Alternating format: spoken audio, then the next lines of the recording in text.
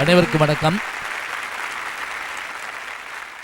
புதுயுகம் வழங்கும் யாவரும் கேளீர் பேச்சரங்கம் நிகழ்ச்சி தொடங்குகிறது.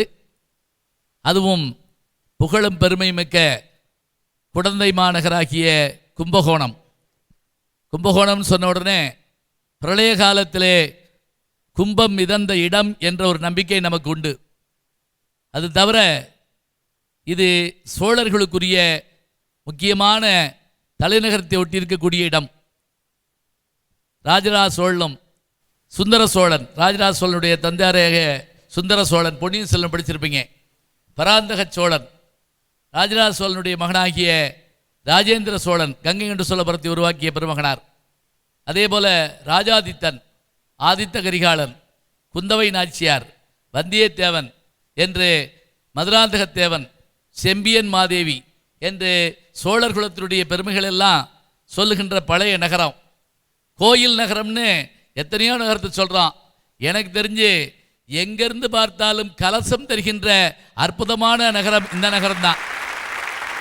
இங்கே மேடையில் விருது பெற்ற பெருமக்கள், மருத்துவர்கள், சமுதாய பணியாளர்கள், அதே போல் கொடைவள்ளல்கள், அதெல்லாம் முக்கியமாக என்னை ரொம்ப வியர வச்சது தேர் செய்யக்கூடிய பெருமை.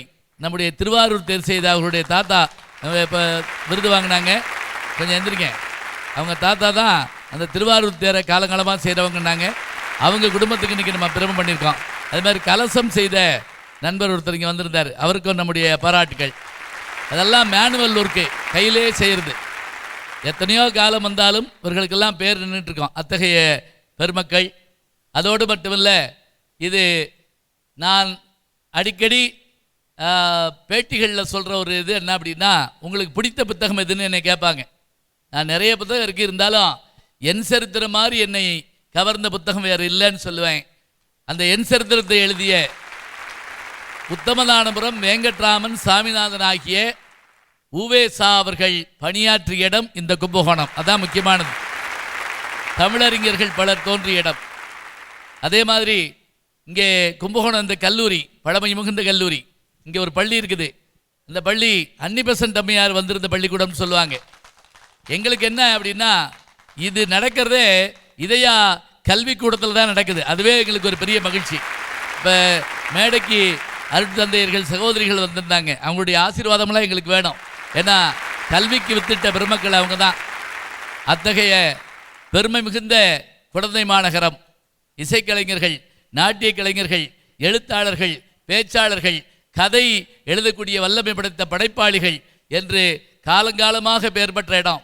சமீபத்தில் தான் மகாமகம் இங்கே ஒரு பெரிய உலகத்தையே திரும்பி பார்க்க வைத்தது. இன்றைக்கும் கூட நமக்கு இந்த குழந்தைக்கு வருகிற போது என்னுடைய உணவு முறை, எனக்கு இன்னொரு ஆச்சரியம் என்னென்னா, திருநெல்வேலியில் தொடங்கி அல்லது நாகர்கோவிலில் தொடங்கி சென்னை போகிற வரைக்கும் கும்பகோணம் ஃபில்டர் காப்பியை பார்த்து நான் ஆச்சரியப்பட்டிருக்கேன். அதாவது ஹோட்டல் கூட இருக்காதுங்க, ஆனால் போர்டு இருக்கும். அது எப்படித்தான் தெரியல. எனக்கு இன்னொரு ஆச்சரியம் என்னென்னா, இந்த ஊர் காப்பி தான் படித்த காப்பின்னு நினைக்கிறேன். எப்படி தெரியுமா? கும்பகோணம் டிகிரி காப்பி, அப்படி சொல்லுங்க, டிகிரி வாங்கின காப்பியாக படிச்சிருக்குது. நல்ல பெருமை மிகுந்த பாரம்பரியமான ஊர் இந்த ஊர். பெரிய பெரிய சங்கீத வித்வான்கள், அதே மாதிரி மகாமக கோலம் மட்டும் இல்லாமல் எங்கு நோக்கினும் அந்த கோவில்கள், அதே போல் வழிபாட்டு தலங்கள் எல்லாம் இருக்குது. இத்தகைய பெருமை மிகுந்த இந்த அருமையான நகரத்தில் இப்போது நாங்கள் சொல்லரங்கம் நிகழ்ச்சியை தொடங்குகிறோம். இன்றைக்கி என்ன தலைப்பு அப்படின்னா, நிம்மதியான வாழ்க்கை வாழ்வதற்கு ஏற்ற சூழல் எது? நிம்மதியான வாழ்க்கை எந்த சூழல்? கிராமமா, நகரமா, அந்நிய தேசமா? வெளிநாட்டுக்கு தான் அடிக்கடி போயிடுறோம். இந்த மூணை பற்றி தான் இங்கே பேச இருக்கிறாங்க. நிம்மதியான வாழ்க்கை ஞாபகம் வச்சுக்கோங்க. ஏன்னா இங்கே பல பேர் நிம்மதியாக உட்காந்துருக்கமான்னு தெரியல. உட்காந்துருக்கப்பே பாதி உயிர் வெளியில் இருக்கும். நேரமாக இன்னைக்கு எத்தனை சீரியல் போச்சோ, நீங்கள் ஒன்றும் போயிருக்காது. ஆமாம், சண்டே தான், ஒன்றும் பிரச்சனை இல்லை. எது என்னாச்சோ அது என்னாச்சோ, பஸ்ஸு கிடைக்குமோ, ஒன்றும் கவலைப்படாதீங்க. கொஞ்சம் நேரம் நிம்மதியாக இருந்துட்டா உலகத்திலே ரொம்ப நல்ல விஷயம். அது நிம்மதியான வாழ்க்கைக்கு எது வேண்டும், எது ஏற்ற சூழல்? அது கிராமிய சூழலா, நகர சூழலா? இல்லைங்க, சுவிட்சர்லாந்து மாதிரி வருமா, அமெரிக்கா மாதிரி வருமா, லண்டன் மாதிரி வருமா? வராது. ஆனால் ஒரு நாளைக்கு போக சொன்னாங்கன்னா இங்கே தான் வரணும். அது ஒரு முக்கியமான ஒன்று. அவன் ஊருக்கு போ அப்படின்னு ஒன்று இருக்கு இல்லையா, இருக்குது. நகரமா? ஆமாம், எல்லா வசதி இருக்குது. சரி, நல்ல காற்று இருக்கா? ஒரு கேள்வி கேட்குறோம். இருக்கு, ஃபேனில் அப்படிங்கிறோம். ஆனால் அப்படியே கிராமத்துக்கு வாங்க.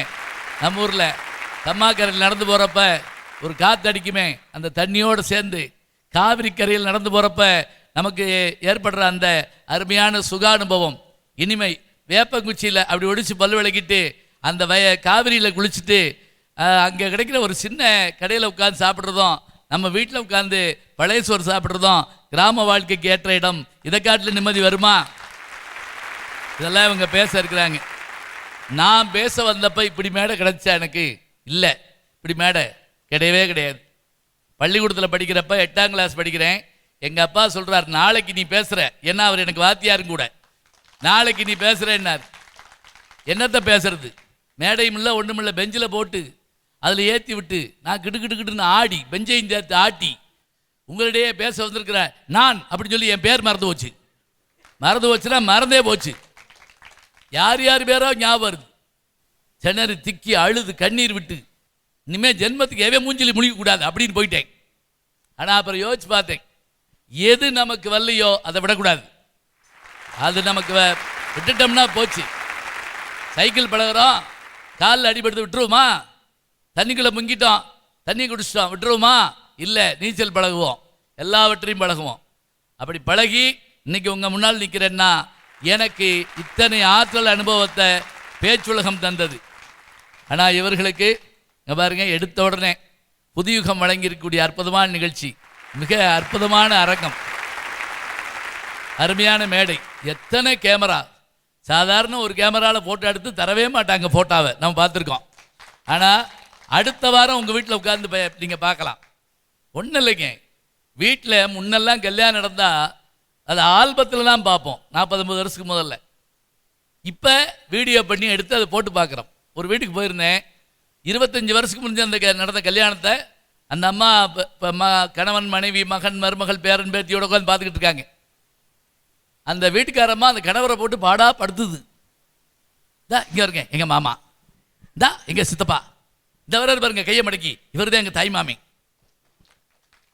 சொல்லிட்டு, இவர் தாங்க நம்ம கல்யாணத்துக்கு ஏற்பாடு பண்ணாரு. புருஷன் சொன்னேன், இவனை தாண்டி தேடுறேன், நான் எவனவனையே சந்தேகப்பட்டுக்கிட்டு இருந்தேன். உடனே அந்த அம்மா, அட போங்க, உங்களுக்கு எவன் பொண்ணு கொடுப்பேன். எவ்வளோ சந்தோஷம். நிகழ்கால பதிவு உங்களுக்கு கிடைக்க போகுது. இதைத்தான் இங்கே நீங்கள் பார்க்க இருக்கிறீங்க. இன்னும் கூட இங்கே ஒரு 4 ஆம்பளை தான் வந்திருக்கீங்கன்னு நினைக்கிறேன். 50% ஆண்களுக்கு வேணும் இனிமே அப்படி கேட்கணும் நம்ம. ஏன்னா இங்கே 80% உட்காந்துருக்காங்க. நம்ம வீட்டு பிள்ளைகள்லாம் பேச வந்திருக்காங்க. பேசணும். பேச்சு தான் சித்திரமும் கைப்பழக்கம், செந்தமிழும் நாப்பழக்கம், வைத்தொதர் கல்வி மனப்பழக்கம், நித்தம் நடையும் நடைப்பழக்கம், நட்பும் தயையும் கொடையும் பிறவிக்கணும். இதில் இந்த பழகுனா வர்றது 4, பாரம்பரியமாக வர்றது 3. சித்திரமும் கைப்பழக்கம், செந்தமிழும் நான் பேச பேச என்னாகும், பேச்சு வரும். செல்லில் பேசினா வராது, பில்லு தான் வரும். அதில் பேசினா ஒன்றும் நடக்காது. அதனால் அந்த மாதிரி வச்சு பார்க்கணும். இப்போ நான் ஒரு நகைச்சுவை ஒன்று படித்தேன். ஒருத்தன் பள்ளிக்கூடத்தில் படம் கட்ட போகிறான். அவங்க சொல்கிறாங்க, இங்கே தான் நோட்டு வாங்கணும், இங்கே தான் பேனா வாங்கணும், இங்கே தான் பென்சில் வாங்கணும், இங்கே தான் ஷூ வாங்கணும், இங்கே தான் சாக்ஸ் வாங்கணும்.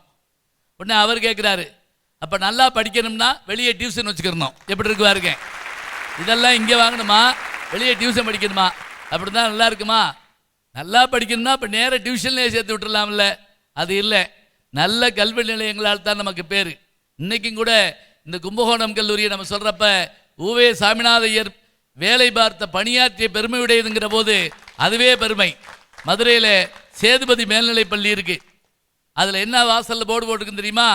மகாகவி பாரதியார் தமிழ் பணி ஆற்றிய பெருமை உடைத்து அப்படின்னு போட்டிருக்கோம். அந்த மாதிரி இங்கே மேடைக்கு வந்திருக்காங்க. சொல்லரங்கம் தொடங்குகிறது.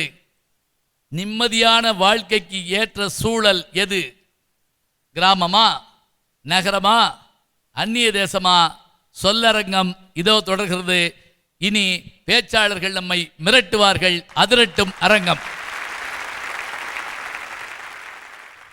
வாழ்க நிரந்தரம், வாழ்க தமிழ் மொழி, வாழிய வாழியவே என்றார் பாரதி. அந்த பாரதத்தின் பைந்தமிழ் குழந்தை நான், எந்தன் மூச்சும் பேச்சும் முத்தமிழே. நற்றமிழே, உனக்கும் நம் நிகழ்ச்சியை காண வந்த குழந்தை மக்களுக்கும் என் முதல் கண் வணக்கம். ஐயா, நான் கிராமத்துக்கும் நகரத்துக்கும் உள்ள வேறுபாடை சொல்ல வந்திருக்கேன். வெட்டலை பாக்கு போட்டா அவன் கிராமத்தான், பீடா போட்டா நகரத்தான். பாருங்க வித்தியாசம் எப்படி இருக்குன்னு.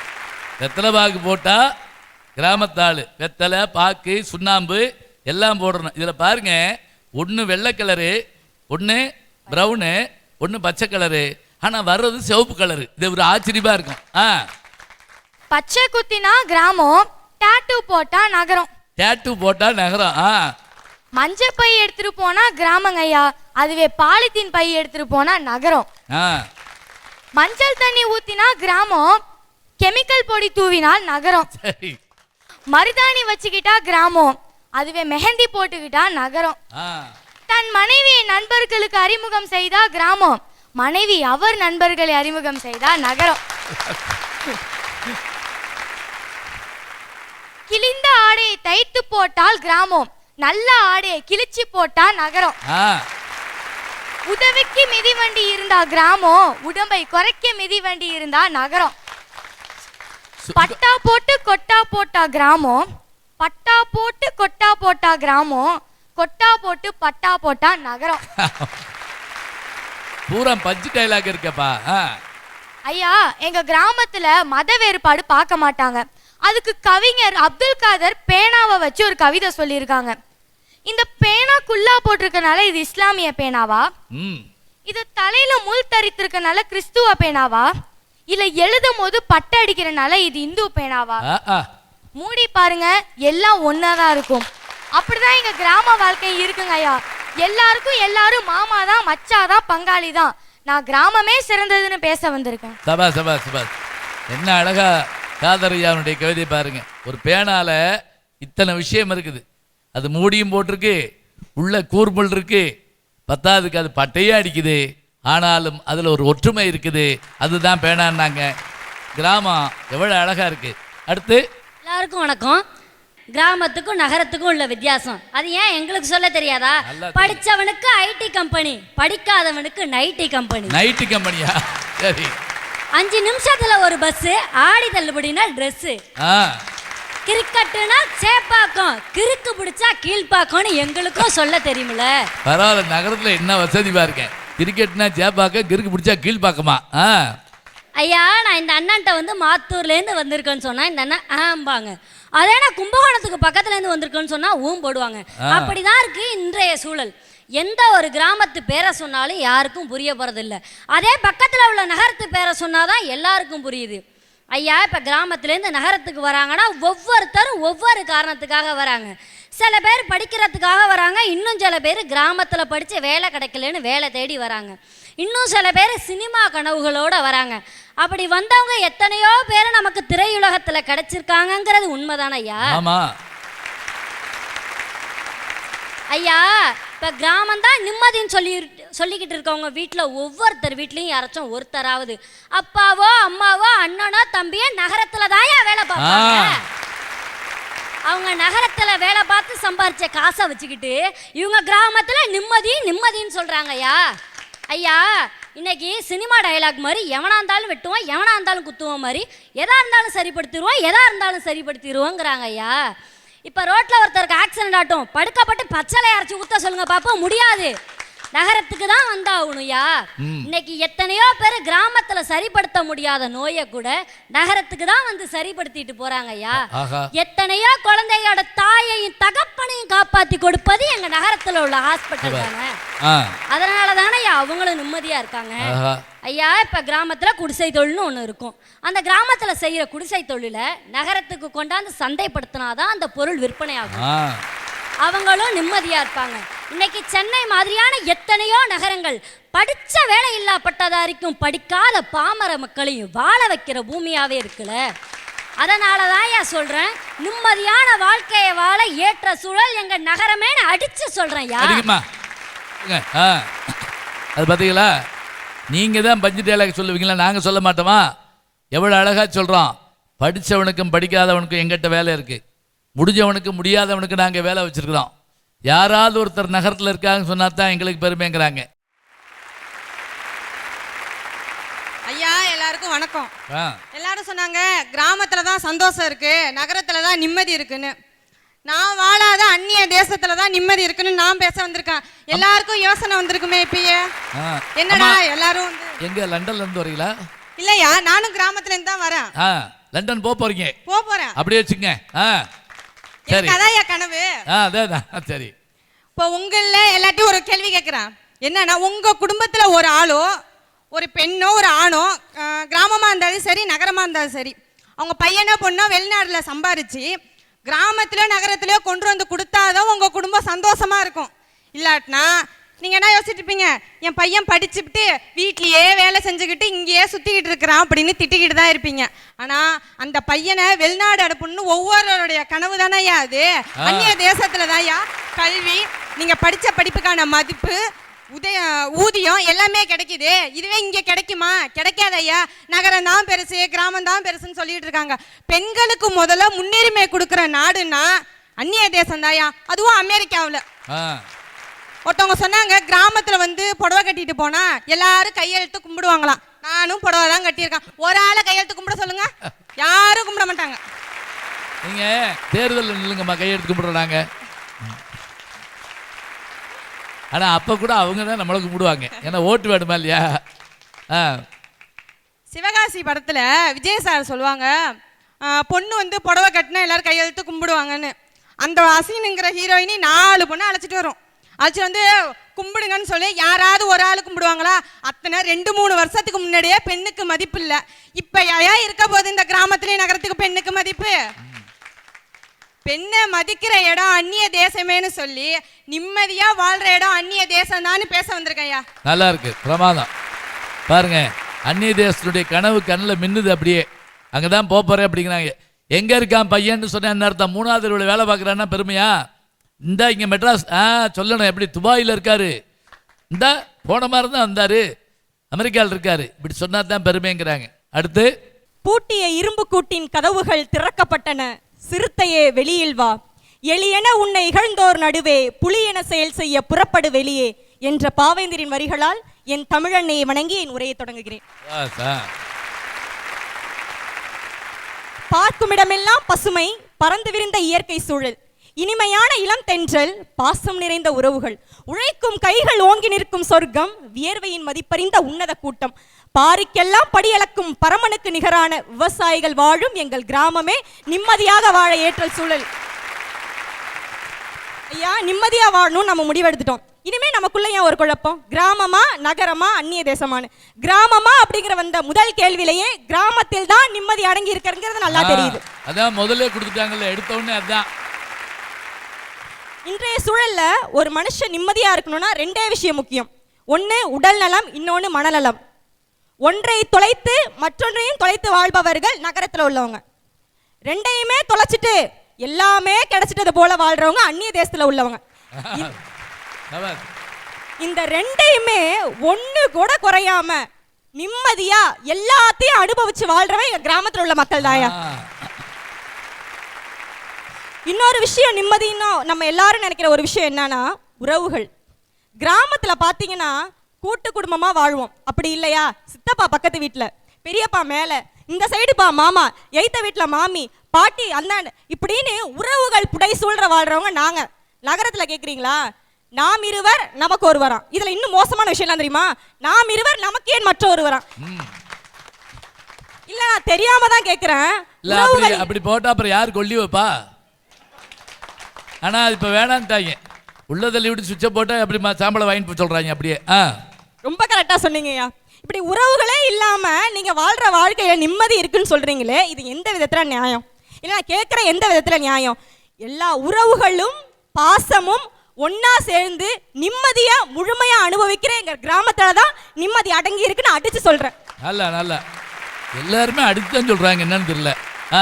அடுத்து சொல்றாங்க பாருங்க, இந்த இடத்துல மாமா வீடு, அங்க சித்தப்பா வீடு, அந்த ஊர் கடைசியில் பெரியப்பா, எல்லாரும் ஒரே இடத்துல ஒரே தெருவில் இருக்காங்க. இது உறவு. நகரங்களில் அப்பார்ட்மெண்ட்டு, பக்கத்து வீட்டில் யார் இருக்கான்னு யாருக்கும் தெரியாது. ஒருத்தனை கத்தியில் குத்திட்டு இருக்கான்னு வைங்க, 3வது மாடியில். ஆஃபீஸ் போகிறவங்க வஞ்சிக்கிட்டே ஓரமாக நின்று குத்த வேண்டியதானே. காலையில் ஆஃபீஸ் போக முடியுதா? யாரை குத்துறான், என்ன குத்துறான் யாருக்கும் தெரியலை. அடுத்து ஐயா, நீங்கள் இருக்கிற கும்பகோணம் நகரத்தை பற்றி நீங்களே சொல்லிட்டீங்க. நீங்கள் சொல்லாத ஒரு விஷயத்தை தான் நான் சொல்ல முடியும். நல்லா சொல்லுங்கய்யா. எந்த கோணத்தில் பார்த்தாலும் கும்பங்களாய் தெரிகிற கோணம் கும்பகோணங்க. அடையாப்பா, அருமையான வார்த்தை. எந்த கோணத்தில் பார்த்தாலும் அது என்ன தெரியும்? கும்பம் தெரிகிற இடம் கும்பகோணம். இப்போ ரொம்ப பச்சை பசேல்னு கிராமம், சுத்தமான காற்று, சுகாதாரமான நீர், மன அமைதி, இப்படியெல்லாம் இமயமலையிலையும் இருக்குங்கய்யா. அங்கே போய் உக்காந்தா எல்லாருக்கும் நிம்மதி கிடைக்குங்களா? போக வேண்டியதானே. இல்லை, இவங்க எல்லாரும் அங்கே போயிட்டாங்கன்னு வச்சுக்கோங்க, அங்கே நிம்மதியாக இருக்கிறவங்க யாராவது இருக்க முடியுமா? அந்த சாமியாருக்கு கதி என்ன பாவம்? அதாவதுங்கய்யா, கிராமம் இந்தியாவின் முதுகெலும்பு, நாங்களும் ஒத்துக்கிறோம். விவசாயி தான் சோறு போடுற சாமி ஐயா, நாங்களும் ஒத்துக்கிறோம். ஆனால் அந்த முதுகெலும்பு வளையாம உடையாம இருக்கணும்னா நகரம் அப்படிங்கிற மூளையும் இதயமும் வேணும்னு நான் சொல்கிறேங்க. இப்போ நீங்கள் சொன்னீங்கய்யா, சுந்தர சோழன் இங்கே இருந்தார். அவரோட பையன் ராஜராஜ சோழன் தஞ்சாவூரில் ஒரு புதிய நகரத்தை வடிவமைச்சார். பெருஆவுடையருக்கு பெரிய கோயில் எடுத்தார். அவரோட பையன் கங்கை கொண்டான் ராஜேந்திர சோழன் ஜெயங்கொண்டங்கிற ஒரு நகரத்தை வடிவமைக்கிறாரு. இவங்களாம் என்னய்யா, அப்பா அம்மாட்ட சண்டை போட்டுக்கிட்டு தண்ணி கொடுத்துட போன பசங்களா? இல்லைங்கய்யா, அதாவது ஒரு நகரம் என்பது வடிவமைக்கப்படுவதே 50-100 கிராமங்கள் நல்லா இருக்கணும் அப்படிங்கிறதுக்காக. இந்த 50-100 கிராமங்களில் விளையிற விளைபொருட்கள் நகரத்துக்கு வரணும், விற்பனை ஆகணும், அந்த விவசாயி நிம்மதியாக தூங்கணுங்கிறத இந்த உலகத்துக்கே பாடம் எடுத்தவன் நம்ம சோழர்கள் ஐயா. அந்த சோழ மண்ணில் நம்ம நிற்கிறோம். இந்த டவுன் பிளானிங் டிபார்ட்மெண்ட் அப்படிங்கிறது இந்த உலகத்துக்கு சோழர் கொடுத்த நன்கொடைகளில் ஒன்றுங்க ஐயா. இதை நான் சொல்லலை, அல்பர்னி அப்படிங்கிற வரலாற்று ஆய்வாளர் அவரோட நூலில் பதிவு செஞ்சுருக்காருங்க ஐயா. ஆக ஒவ்வொரு விவசாயியும் நிம்மதியாக தூங்கணும், அவனோட விளைபொருட்கள் விற்கணும், அவனோட குழந்தைகள் குடும்பங்கள் அனைவரும் நிம்மதியாக இருக்கணும்னா அது நகரமோ கிராமமோ. சரியான நகரமைப்பு இல்லை என்றால் கிராமங்களும் நரகங்களாக மாறிவிடும்னு சொல்ல வந்திருக்காங்க. நல்லா பாருங்க, அருமையான விஷயம் சொல்றாரு. பட்டினப்பாலை என்ற ஒரு நூல் இருக்கு, கடியலூர் உருத்திரங்கண்ணனார் எழுதின நூல். அது முற்கால சோழர்களை பற்றி சொல்றது, கரிகால் பெருவளத்தானை பற்றி சொல்றது. அதில் பாருங்க, காவிரி பூம்பட்டினம்ங்கிறான். பட்டினம்னா நகரம். பெரும் பெரும் நகரங்கள் எல்லாம் அவங்க உருவாக்குனாங்க. நகரங்கள் இருந்து கிராமங்களையும் சேர்த்து காத்ததுங்கிறாங்க. ஐம்பெருங்குழு என்பேராயம், இன்னைக்கு சொல்றோம் இல்லையா, சட்டசபை பார்லிமெண்ட்லாம் சொல்றோம்ல, அது மாதிரி அன்றைக்கு மன்னர்கள்ட்ட இருந்தது. நகரமே இந்த திட்டங்களை போட்டது. அழகா சொல்லியிருக்காரு ஐயா. கிராமங்கிறது அம்மா மாதிரி, ஆனா நகரங்கிறது சித்தி மாதிரி. சோறு போடுற சித்தியை விட பவுடர் போடுற சித்தி தாயா இந்த நாட்டுல அதிகம். சோறு போடுற அம்மா என்ன பெரும்பாலும் சித்தி போட மாட்டாங்க, அம்மா தான் போடுவாங்க. பச்சை பசேல் என்றிருக்கும் செடி கொடிகள், சுத்தமான தண்ணீர், சுத்தமான காத்து, சூதுவாது இல்லாத பேச்சு, உயர்ந்த மரங்கள், மலர்களின் வாசனைகள், இவை நிறைந்த இடம் தாங்கய்யா கிராமம். கிராமத்துல நல்ல தூக்கம் வருதுயா, ஆனா நகரத்துல போற போத்துனா வேர்க்குது, போத்துலனா கொசு கடிக்குது. ஆக மொத்தத்துல தூக்கம் வர மாட்டுது ஐயா.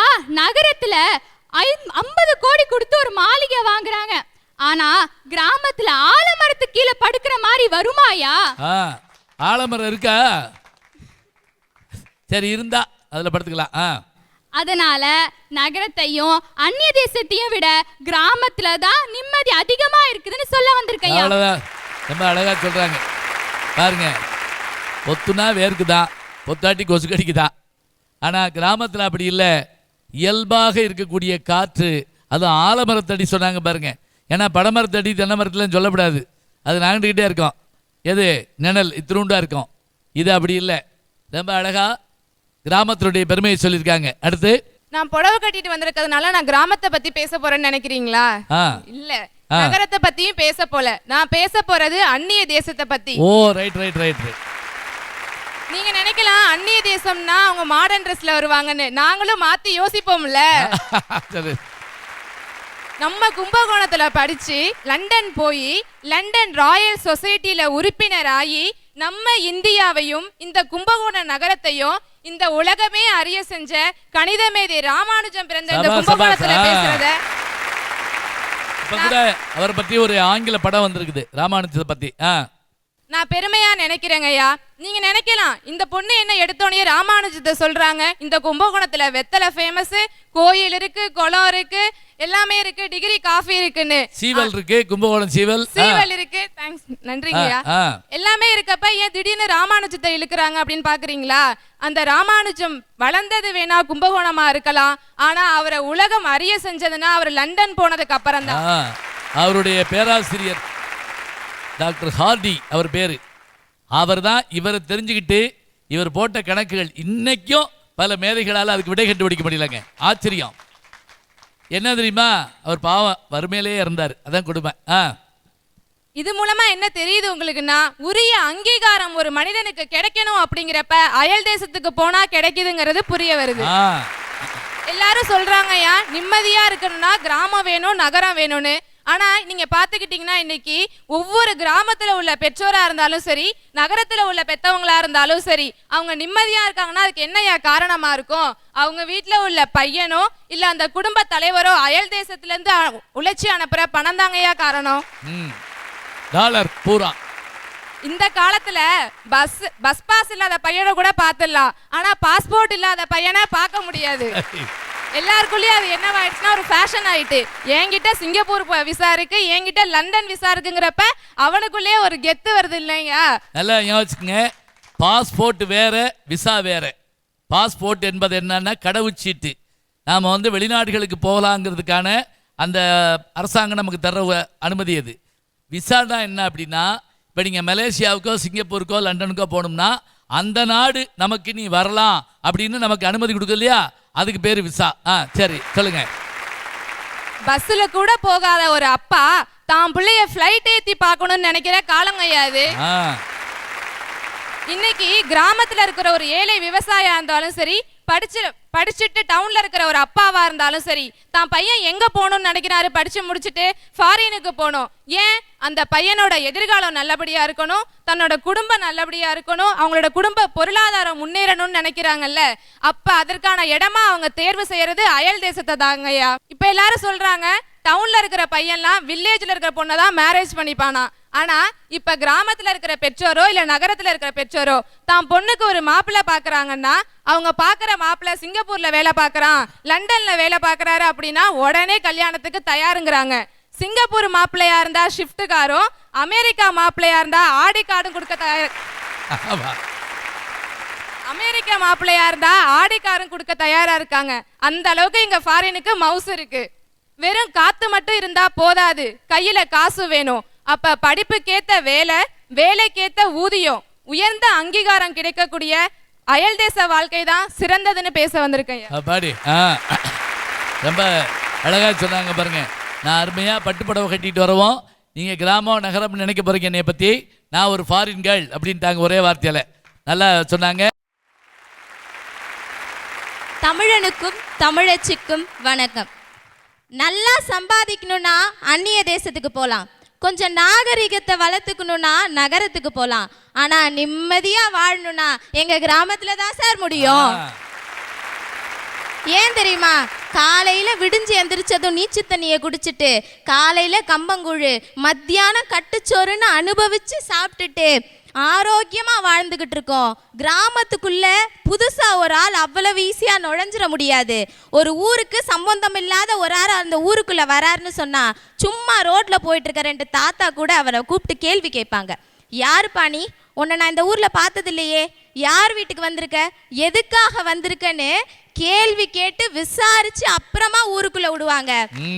அதனால இந்த நகரத்துக்காரங்க மாதிரி எப்ப என்ன நடக்குமோ, எவன் திடீர்னு வீட்டுக்குள்ள நுழைவானோன்ற பயம் இல்லாம நிம்மதியா வாழ்ந்துகிட்டு இருக்கோம் சார். அதனால தான் சொல்றேன், நிம்மதியா வாழ்றதுக்கு ஏத்த சூழல் எங்க கிராமத்துல தான் இருக்குன்னு. அவங்க சொல்லாம விட்ட சில வித்தியாசங்களை நான் சொல்லலாம்னு நினைக்கிறேன். சொல்லுங்க. காலையில எந்திரிச்சு வயித்தை நிரப்புறதுக்காக ஓட ஆரம்பிச்சா அது எங்க கிராமம். மாலையில நிரம்புன வயித்தை குறைக்கிறதுக்காக ஓடுனா அது நகரம். பாதி ராத்திரில பக்கத்து வீட்டுல இருந்து ஒரு அலறல் சத்தம் கேட்டா தூக்கம் டிஸ்டர்ப் ஆயிடுச்சுன்னு கம்ப்ளைண்ட் பண்ணா அது நகரம். பக்கத்து வீட்டம்மா கொஞ்சம் லேட்டா எந்திரிச்சு கோலம் போட்டா உடம்புக்கு என்னம்மா ஆச்சுன்னு பதறி போய் விசாரிச்சா எங்க கிராமம். கேக்குற கேள்விக்கு விட்டேத்தியா பதில் சொன்னா நகரம், வெள்ளந்தியா பதில் சொன்னா எங்க கிராமம் சார். இதுக்கெல்லாம் அர்த்தம் தெரியணும். முதல்ல விட்டேத்தினா என்ன, வெள்ளந்தினா என்ன, ஏதாவது இங்கிலீஷ்லயும் சொல்ல வேண்டியிருக்கு. நம்ம வேற வழி இல்ல. பசிக்கு சாப்பிட்டா கிராமம், பகட்ட பக்கத்துல இருக்கவனுக்கு காட்டுறதுக்காக சாப்பிட்டா நகரம் சார். ஒரு வீட்டுல இருக்க குழந்தை உறவுகளோட முகம் பார்த்து வளர்ந்தா அது எங்க கிராமம். முகநூல்ல உறவுகளை தெரிஞ்சுக்கிட்டு வளர்ந்தா அது நகரம் சார். Facebook பாருங்க. ஒரு குழந்தைய பார்த்துக்க வீட்டுல அதோட ஆயாவும் அம்மாவும் இருந்தாங்கன்னா அது எங்க கிராமம். ஆயம்மா இருந்தாங்கன்னா அது நகரம். அவ்வளவுதான், முடிஞ்சு போச்சு. சிம்பிளா சொல்லணும்னா கையில ஆட்டையும் மாட்டையும் புடிச்சிட்டு போனா எங்க கிராமம், நாயை புடிச்சிட்டு போனா நகரம். அப்பாடி. மொத்தத்துல நகரங்கிறது ஒரு ஆண் சிங்கம் மாதிரி, கிராமங்கிறது பெண் சிங்கம் மாதிரி. என்னதான் ஆண் சிங்கம் காட்டுக்கே ராஜாவா இருந்தாலும் அதுக்கு சாப்பாட பெண் சிங்கம் தான் சார் வேட்டையாடி கொடுக்கணும். இன்னைக்கு எல்லா நகரத்துல எவ்வளவு வசதி இருக்குன்னு சொன்னாங்க, நானும் ஒத்துக்கிறேன். நகரத்துல நல்ல கல்வி கிடைக்குது, வேலை கிடைக்குது, வசதி இருக்கு, கார் கிடைக்குது, வீடு கிடைக்குது. ஆனா நிம்மதி கிடைக்குதா? அதுக்காக தான் எவ்வளவு பெரிய சிட்டியில இருந்தாலும் வருஷத்துல ஒரு 10 நாள் லீவ் கிடைக்குமா, நம்ம கிராமத்துக்கு போய் ஒரு மலைவாச ஸ்தலத்துக்கு போய் ஊட்டி கொடைக்கானல்னு போய் அந்த இயற்கையை அனுபவிக்க மாட்டோமா? ரம்மியமான சூழ்நிலையில வாழ மாட்டோமா?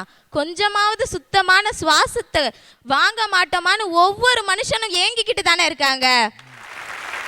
அப்போ நிம்மதின்னு சொன்னாலே இங்க என்ன சொல்லுது? கிராமம் கிராமம்னு சொல்லுதுல்ல, இங்க என்ன சொல்லுதான்? அதனால தான் சொல்றேன், நிம்மதியான வாழ்க்கையை வாழ்றதுக்கு ஏத்த சூழல் எங்க கிராமத்துல தான் சார் இருக்கு. நல்ல நல்ல நல்ல. அது பாருங்க, கிராமத்துல யாராவது புதுசா வந்தா கண்ணு தெரியாத பெரியவராக இருந்தாலும் இங்கே வாயா, யார் வீட்டுக்கு வந்திருக்க என்னான்னு கேட்பாங்களாம். ஆனால் நகரத்தில் அப்படி இருக்கா?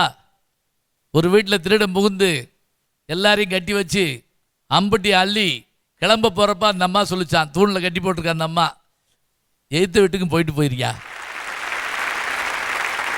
நேத்தான் வைர நெக்லஸ் வாங்கியிருக்கான். அந்த திருடன் சொல்லியிருக்கான், அங்கே போயிட்டு அவங்க சொல்லித்தாம்மா இங்கே வந்தே அப்படின்னு இருக்கான்.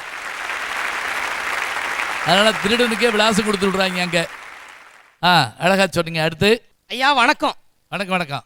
இந்த நிகழ்ச்சிக்கு உள்ள நுழையிறப்பயே எனக்கு இந்த சந்தேகம் வந்துருச்சு.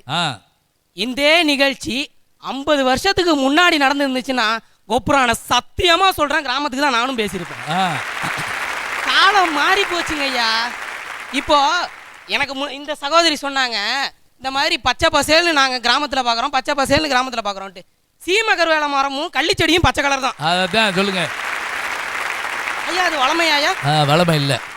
அடுத்தது அந்த சகோதரி என்ன சொல்றாங்கன்னா, இந்த நகரமெல்லாம் ஆண் சிங்கம் மாதிரி, கிராமம்லாம் பெண் சிங்கம் மாதிரி அப்படிங்கிறாங்க. பூரா டிஸ்கவரி சேனல் பார்த்து பார்த்து இப்படி ஆகி போயிட்டாங்க. ஒத்துக்கிறேங்க ஐயா, நாங்கள்லாம் ஆண் சிங்கங்கள் தான். நாங்க நிர்மாணிக்கலைன்னா கிராமங்கள்ங்கிற பெண் சிங்கங்கள் அழிஞ்சு போயிடுயா. அதனாலதான் தொடர்ந்து சிங்கம் 1 சிங்கம் 2 படம் எடுத்துக்கிட்டே இருக்கும். அப்படியே ஐயா, மொத்தத்துல கூகுள்ல நடவு ஆட்களை தேடிக்கிட்டு, ஃபேஸ்புக்கில் ஃபெசிலிட்டிஸ்க்கு ஃப்ரெண்ட் ரெக்வஸ்ட் கொடுத்துட்டு, வாட்ஸ்அப்பில் வசதிகளுக்கு சாட் பண்ணிக்கிட்டு இருக்க கிராமத்தில் நிம்மதி இல்லையா? இதெல்லாம் கிராமத்தில் நடக்குதுங்க ஐயா. இங்கே தொலைச்ச மோதிரத்தை அயல் நாட்டில் தான் நான் தொலைச்சேன் அப்படின்ட்டு பறந்து போய் தேடிக்கிட்டு இருக்க அந்நிய தேசத்தில் நிம்மதி இல்லையா? என்னைக்குமே எங்களுடைய தேவைகளையும், எங்களுடைய பொருளாதார தேவைகளையும், எங்களுடைய அனைத்து தேவைகளையும் நிறைவு செய்கிற நகரத்துல தான் நிம்மதி அடங்கியிருக்குன்னு பேச வந்திருக்கேன் ஐயா. சபாஸ். அவர் பாருங்க, 50 வருஷத்துக்கு முதல்ல வந்திருந்தா வேற கட்சியில் பேசியிருப்பாராம். ஆனால் 50 வருஷத்துக்கு முதல்ல அவர் பிறந்திருப்பாரான்னு தெரியல. நல்லா சொல்லியிருக்காரு. எங்கே தொலைச்சோமோ அங்கே தேடணும், இங்கே தொலைச்சிட்டு அங்கே தேடப்படாது. நிம்மதியான வாழ்க்கை வாழ்வதற்கு ஏற்ற சூழல் கிராமம்தான் ஐயா. கிராமம் அன்பின் பிறப்பிடம், ஆரோக்கியத்தின் அமைவிடம், ஈகையின் புகலிடம் ஐயா, இயற்கையின் அமைவிடம், உறவுகள் சொந்த பந்தங்களுடைய உறைவிடம் ஐயா கிராமம். ஒற்றுமை சங்கமிக்கின்ற ஒரே ஒரு இடம்னா அது கிராமம்தான் ஐயா. கிராமத்துல நாங்களாம் எப்படி சந்தோஷமா இருந்தோம்னா, ஆலரச வேப்பமர காத்து வாங்கி, ஆலரச வேப்பமர காத்து வாங்கி ஏறுழுத சோறு உண்டு, ஏறுழுத சோறு உண்டு, தாத்தா பாட்டி கைப்பிடிச்சி, தாத்தா பாட்டி கைப்பிடிச்சு கதை கேட்டு, தம்பி அண்ணன் தங்கன்னு சொந்த சூழ நிம்மதியா வாழ்ந்துகிட்டு இருக்கோம் ஐயா கிராமத்துல. ஐயா கிராமத்துல மாசு மரற்ற காத்து, மாசு மரற்ற காத்து, தூசு தும்பற்ற தண்ணி, குற்றம் குறையற்ற சொந்த பந்தம், இதை விட வேற என்ன ஒருத்தருக்கு நிம்மதியா வாழ்றதுக்கு? ஐயா நகரத்துல ஒருத்தனை வெட்டி போட்டா ஏன் என்னன்னு கூட கேட்க மாட்டான். ஆனா கிராமத்துல எனக்கு ஏதாச்சும் ஒண்ணுன்னா என் ஊரே திரண்டு வந்து கேட்கும் ஐயா. அதனால தான் சொல்றேன், நிம்மதியான வாழ்க்கை வாழ்வதற்கு ஏற்ற சூழல் கிராமம் தான் ஐயா பேச வந்திருக்கேன். நான் கூட அவங்க என்ன பேச போறாங்கன்னு நினைச்சேன். வெட்டி போட்டா கூட கேட்க மாட்டாங்க நகரத்துல, நாங்களே வெட்டுவோம் கிராமத்துல அப்படின்னு சொல்ல போறாங்களான்னு நினைச்சேன். வித்தியாசமா இருந்தது. அடுத்து, வாய்க்கா வரப்புக்காக வெட்டு குத்தும், சாதி மாத்தி கல்யாணம் பண்ணா மாறுகால் மாறுகை வாங்குற கிராமத்தை விட குற்றத்தை தடுக்க திறமை இருந்தும் தடுக்காம எட்டி நின்று வேடிக்கை பார்த்து செத்த பிறகு பிணத்தோட சேர்ந்து நின்று செல்ஃபி எடுக்கிற நகரத்தை விடையும் நிம்மதியா வாழ ஏற்ற சூழல் உள்ள ஒரே இடம் எங்க அந்நிய தேசம்தான் சொல்ல வந்திருக்கிறேன் ஐயா. ஐயா அயல் நாட்டு தூதுவர்களா இந்த 2-3 பேருங்க? அந்நிய தேசத்தை பத்தி பேசுறானேன்னு நான் ஒன்னும் அந்நிய தேசத்துக்காரனும் இல்ல. நம்ம தேசத்தை பத்தி குறைச்சி பேசவும் நான் இங்க வரல. யதார்த்த உண்மையை எடுத்து சொல்ல வந்திருக்கிறேன், அவ்வளவுதான் ஐயா. ஐயா அரைசான் வயிற்றுக்காக காலையில எழுந்திருந்து ஓடி ஓடி உழைச்சி ஒட்டி போன வயத்தோட அவன் கொடுத்த உசுரை இழுத்து பிடிச்சி வாழ்ந்துகிட்டு இருக்கிற கிராமத்தானும் சரி, நாகரீகன்ற பேர்ல நாரி போன ஊருக்குள்ள வாழ்ந்துகிட்டு இருக்கிற நகரத்தானும் சரி, பார்த்து வியக்கிற ஒரே விஷயம் அமெரிக்காவோ சிங்கப்பூரோ துபாயின்ற பேரு தான்யா. அதனாலதான் சொல்றேன், அந்நிய தேசம்தான் நிம்மதியான வாழ்றதுக்கு ஏற்ற சூழல்னு சொல்றேன் ஐயா. ஐயா அக்கில்ல மஞ்சப்பைய வச்சுக்கிட்டு வர்ற கிராமத்தானுக்கு கிடைக்கிற மரியாதையை விட நாகரீகம்னு சொல்லிக்கிட்டு நடமாடிக்கிட்டு தன்னைத்தானே ஏமாத்திட்டு இருக்கிற நகரத்தானை விட அந்நிய தேசத்துல நிம்மதியா வாழ்ந்து ஊரை பார்க்க ஒரு முறை வரும்போது 4 சீம துணி, ஒரே ஒரு சீம சரக்கு, 2 சிங்கப்பூர் சென்ட் வாங்கிட்டு வரவனுக்கு கிடைக்கிற மரியாதை அவங்களுக்கு கிடைக்கலையே. சீம சரக்கா? ஐயா உணவு உடை இருப்பிடம் இது 3 பொது. இதை விட்டுருங்க. விட்டுட்டு நிம்மதியான வாழ்க்கைக்கு எது தேவை அப்படின்னா, 1 நம்ம திறமையை எடுத்து காட்டுறதுக்கு ஒரு தளம், 2வது நம்ம நிம்மதி மனநிறைவோடு வாழ்றதுக்கு ஒரு வாய்ப்பு, நம்ம லட்சியத்தை எட்டி பிடிக்க ஒரு முயற்சி. இது 3 தான் நிம்மதியான வாழ்க்கை. இது 3 தரக்கூடிய ஒரே இடம் எங்க அந்நிய தேசம் தான் ஐயா. ஐயா உறவு முறைகளை பத்தி எல்லாரும் பேசினாங்க. நான் ஒரு பாட்டு வழியா சொல்லலான் இருக்கேன். சொல்லுங்க. கிராமம் நகரம் 2த்திலும் பொதுவான உறவுமுறை, நம்ம எல்லாரும் நேசிக்கிற உறவுமுறை கணவன் மனைவி உறவுமுறை. அதை பத்தி ஒரு பாட்டு, நகரத்துல எழுந்த பாட்டு கிராமத்துக்கும் பொருந்தும். பாடுறையா. பித்தளமாத்து லேடி என் பொண்டாட்டியோ கேடி, பித்தளமாத்து லேடி என் பொண்டாட்டியோ கேடி, நானும் அவளை கொஞ்சி ஆயிடுச்சு வருஷம் 5, டெய்லி வேலை செஞ்சு ஊத்துற அவளுக்கு கஞ்சி, நான் சோறு தாங்க கேட்ட என்ன கதவு சாத்தின்னு பொழந்தா என்ன, பித்தளமாத்து லேடி என் பொண்டாட்டியோ கேடி.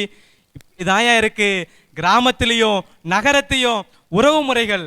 அதனாலதான் சொல்றேன், நிம்மதியா வாழ்றதுக்கு ஏற்ற சூழல் உள்ள ஒரே இடம் எங்க அந்நிய தேசம் மட்டும்தான் சொல்ல வந்திருக்கிறையா. பாருங்க, வெளிநாட்டுல இருந்து அந்த செய்தியை பேசினாலும் நல்லா அருமையா பாட்டு பாடுறாரு, நல்லா இருக்கு. அடுத்து ஐயா இன்னைக்கு எங்களுக்கு கொடுக்கப்பட்டிருக்கிற தலைப்பு நிம்மதியான வாழ்க்கை வாழ ஏற்ற சூழல் இருக்கிற இடம் கிராமமா நகரமா அந்நிய தேசமா? ஐயா, நான் ஒரு கேள்வி கேட்குறேன், தெரியாம தான் கேட்குறேன். இந்த உலகத்துல நிரந்தரமான நிம்மதிங்கிறது எங்க இருக்கு? இல்ல எங்க இருக்கு? இங்க இருக்கிற யாராவது ஒருத்தர் எனக்கு இதுதான் நிரந்தரமான நிம்மதின்னு சொல்லுங்க பார்க்கலாம். முடியாதுயா. நிம்மதிங்கிறது நம்ம ஒரு கரண்ட் மாதிரி, அப்பப்ப வரும் அப்படியே போயிடும். ஆனாலும் மனுஷனுக்குள்ள ஒரு குட்டி நிம்மதி நெஞ்சுக்குள்ள ஒட்டிக்கிட்டு இருக்கும் ஐயா. அப்படிப்பட்ட ஒரு குட்டி நிம்மதி எங்க கிராமத்துல இருக்குன்னு சொல்ல வந்திருக்கேன் ஐயா. ஐயா, நகரத்துல என்ன நிம்மதியா வாழ இல்லைன்னு நான் சொல்ல வரல, எங்க கிராமத்துல என்ன நிம்மதியா வாழ இருக்குன்னு நான் சொல்ல வந்திருக்கேன். ஐயா, இவ்வளோ நேரம் பேசுறேன்ல, என் பேர் என்ன தெரியுமா? அனு தனா சாய். என்னடா புள்ள பக்கம் உள்ளூர் புள்ள மாதிரி இருக்கு, பேர் மட்டும் என்ன பேரு? என்ன பேரு? அனு தனா சாய். இதே மாதிரி தான் கூப்பிடுவாங்களா? இப்படிதான் கூப்பிடுவாங்க. கூப்பிடுறதுல நீங்க முக்கு திரும்பி போயிட மாட்டீங்களா? ஐயா, நீங்க பாக்குறவங்களுக்கு தெரியலாம், என்னடா புள்ள பார்த்தா உள்ளூர் பிள்ளை மாதிரி இருக்கு, பேர் மட்டும் ஜாப்பனீஸ் கொரியன்ல வச்சிருக்காங்கன்னு. இது கொரியன் பேர் இல்லைங்கயா, என் கொள்ளு பாட்டி பேரு. அதுவும் யாரு? பாட்டி பேர் இல்ல, கொள்ளு பாட்டி பேரு. அதோட ஹிஸ்டரி எஸ்டிடி இப்ப சொல்றேன் கேட்டுங்க. அனு என்னோட நட்சத்திரம் அனுஷ நட்சத்திரம், அதுக்காக அனு. தனா என் பாட்டி சாரி என் கொள்ளு பாட்டி பேரு தனலட்சுமியா, அதனால தனா. சாய் எங்க வீட்டுல எல்லாரும் ஷீரடி சாய்பாபாவோட பக்தர்கள், அதனால சாய். இதுலேருந்தே உங்க எல்லாருக்கும் தெரிஞ்சிருக்கும் ஐயா, கிராமத்து வாசிகள் ஆன்மீகத்தையும் விட்டு கொடுக்காம, தன்னை வளர்த்து விட்ட வேர்களான தன்னோட முன்னோர்களையும் விட்டு கொடுக்காம, ஒரே கோச்சு வண்டியில பூட்டின 2 குதிரைங்களை இடம் வளமா சேர்த்து பூட்டி சவாரி செஞ்சு அதுல ஒரு நிம்மதியை அனுபவிக்கிறாங்க ஐயா எங்க கிராமத்து வாசிகள். அப்படிப்பட்ட ஒரு நிம்மதியை பத்தி, அப்படிப்பட்ட ஒரு நிம்மதி கிராமத்துல தான் இருக்குன்னு இன்னைக்கு நான் பேச வந்திருக்கேங்க ஐயா. நல்லது நல்லது நல்லது. பேர் பாருங்க, அனு தனா சாய். பிரமாதம். 3 இது ஆன்மீகம் இருக்கு, அதே மாதிரி பாரம்பரியம் இருக்கு, எல்லாமே இருக்கு. ஐயா, நிம்மதியா வாழ்றதுக்கு ஏற்ற சூழல் நகரம்தான் பேச வந்திருக்கேன். நாம நல்லா வாழணும்னா ரொம்ப ரொம்ப முக்கியம் உணவு, உடை, நீர், இருப்பிடம். உணவுன்னு எடுத்துக்கிட்டீங்கன்னா அது விவசாய பொருள், கிராமத்தை சேர்ந்ததா இருக்கலாம். ஆனா அந்த விவசாய பொருள் எப்போது என் நகரத்துக்கு வருதோ அப்பதான் அதனால எல்லாருக்குமே பயனுங்கய்யா. உடைன்னு எடுத்துக்கிட்டீங்கன்னா அதுக்கு மூல ஆதாரம் என்னமோ பருத்தி தான். அது வேணா விவசாய பொருளா இருக்கலாம்.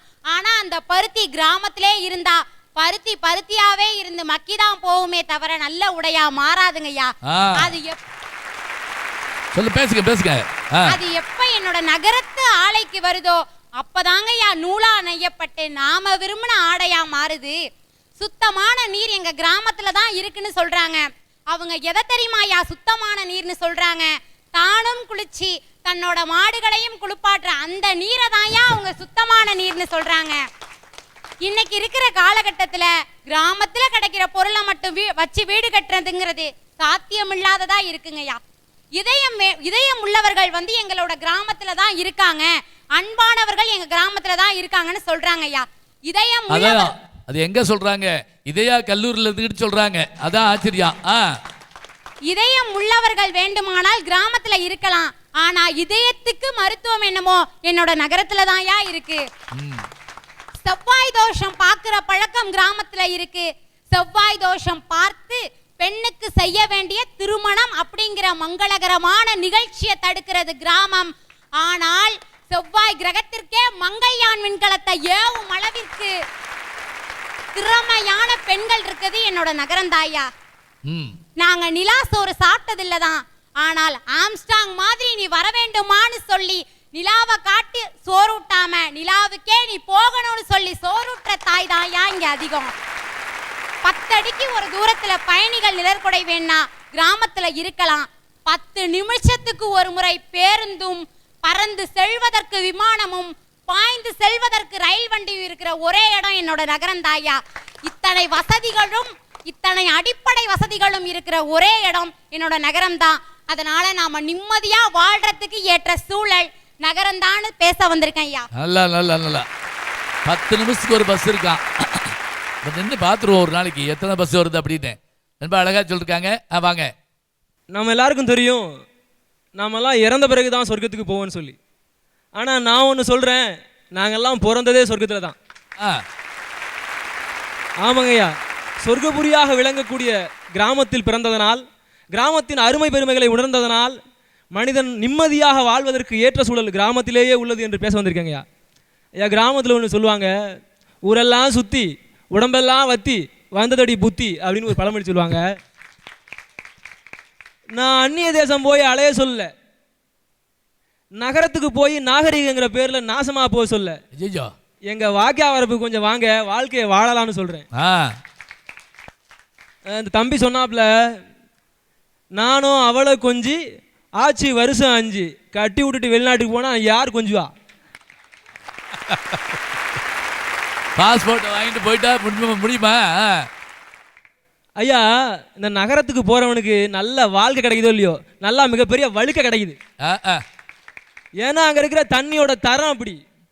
5 ஸ்டார் ஹோட்டலில் போய் தண்ணியை மோந்து பார்த்தாலும் சாக்கடைநாத்தங்க அடிக்குது, வாயில் வைக்க முடியல, அவ்வளோ உப்பு. அதனால தான் முழு மண்டையோட போனவெல்லாம் மொட்டை மண்டையோட வரான். ட்ரெண்டியான விஷயம் எல்லாத்தையும் நாங்கள் நகரத்தையும் அந்நிய தேசத்தையும் பார்த்து தெரிஞ்சுக்கிறோமா? ஒன்று சொல்லிட்டுங்களா ஐயா, இன்னைக்கு நகரத்தில் இருக்கிற நடிகர்கள் எல்லோரும் 6 பேக்னு ஒன்று வச்சுட்டு அலைகிறாங்களே, அதெல்லாம் யாரை பார்த்து தெரிஞ்சுக்கிட்டாங்க? இங்கே கிராமத்தில் இருக்கிற விவசாயிகள் உழைத்து உழைத்து உடல் தசை இறுக்கி வைத்ததை பார்த்து தாங்களும் 6 பேக் வைத்துக்கொள்ள நினைத்துருக்காங்க. ஆனால் நகரத்தில் பாருங்க, வயிற்றுக்கு கீழே இன்னொரு வயிறு வச்சுட்டு இருக்கிற ஒரே ஒரு கும்பல் நகரத்தில் மட்டும்தான் இருக்கு. அது ஆங்கிலத்தில் சொல்லுவான், எவ்ரி பிரெக்னன்ட் நெவர் டெலிவரின்னு சொல்லுவாங்க. ஆமாங்கய்யா, நகரத்தில் இருக்கிற எல்லாருக்கும் 25 வயசுக்குள்ளேயே சுகர் வந்துருதுங்கய்யா. ஃபிகர் பார்க்க வேண்டிய வயசுல எல்லாம் சுகர் பார்த்துட்டு இருக்காங்கய்யா. ஐயா, இப்போ மத்திய அரசு மேக் இன் இந்தியா திட்டத்தில் ஸ்மார்ட் சிட்டி அப்படின்னு சொல்லி ஒரு திட்டம் அறிமுகப்படுத்திருக்கு. ஏன் ஸ்மார்ட் வில்லேஜ்னு ஒன்று அறிமுகப்படுத்துறீங்களா? எங்கள் வில்லேஜ் எப்போவுமே ஸ்மார்ட் தான். இந்த காலத்தில் நகரத்துக்கு கண்ணகி வந்தால் கூட அவளை கண்ணடிக்கிறதுக்கு ஒரு கூட்டம் இருக்குது. மதுரை எரிச்சவளே மாநகரத்துக்கு வந்தால் மனசு மாறிடுவா. இன்னைக்கு புத்த நகரத்துக்கு வந்தால் கூட அவன் போதி மரம் தேட மாட்டான், போதை மரம் தான் தேடுவான். ஐயா, மனுஷனா வாழணும்னா அவனுக்கு மனித நேயமும் மத நல்லிணக்கமும் வேணும். சபரிமலைக்கு போகிற ஒரு இந்துவை பார்த்து, சாமி எப்போ மலைக்கு போகிறீங்க அப்படின்னு கேட்குற ஒரு இஸ்லாமியனும், ரமலான் மாதத்தில் நோன்பு வச்சு வேலை பார்த்துக்கிட்டு இருக்க ஒரு இஸ்லாமிய நண்பரை பார்த்து, அத்தா தொழுகைக்கு நேரமாச்சு, நீங்கள் சீக்கிரமாக போங்க, உங்கள் வேலையை நான் பார்க்குறேன் அப்படின்னு சொல்கிற இந்துவும் எங்கே இருக்காங்கன்னா இன்ன வரைக்கும் கிராமத்தில் தான் இருக்காங்க. நான் ஒன்று சொல்கிறேன், உங்கள் வாழ்க்கையில் ஒரு தடவையாவது டாக்டர் தேவைப்படுவார், ஒரு தடவையாவது இன்ஜினியர் தேவைப்படுவார், ஒரு தடவையாவது லாயர் தேவைப்படுவார். ஆனால் ஒவ்வொரு நாளும் 3 வேளையும் சோறு போட எங்கள் விவசாயி தான் தேவைப்படுவான். எல்லாரும் சொல்கிறாங்க கிராமத்தில் ஒன்றும் இல்லைன்னு. ஆமாம், ஒன்றும் இல்லையா. கம்மலை இருக்கும்போது காதையும் சேர்த்து இருக்கிற களவாணி பையவனும் கிராமத்தில் இல்லைங்கய்யா. சங்கிலியா இருக்கும்போது சங்கையும் சேர்த்து இருக்கிற சண்டால பையவனும் கிராமத்தில் இல்லைங்கய்யா. இப்படி நல்லது மட்டுமே இருக்கிற கிராமத்தில் இருந்தாதான் மனுஷன் நிம்மதியாக வாழ முடியும். நான் பேச வந்திருக்கேங்கய்யா. சபாஸ் சபாஸ். நண்பர்களே, ரொம்ப அழகான விஷயம். நிம்மதியாக இருக்க தேவையான சூழல் எது? கிராமமா, நகரமா, அந்நிய தேசமா? விறுவிறுப்பாக போயிட்டு இருக்கு விவாதம். இதன் தொடர்ச்சி அடுத்த வாரம்.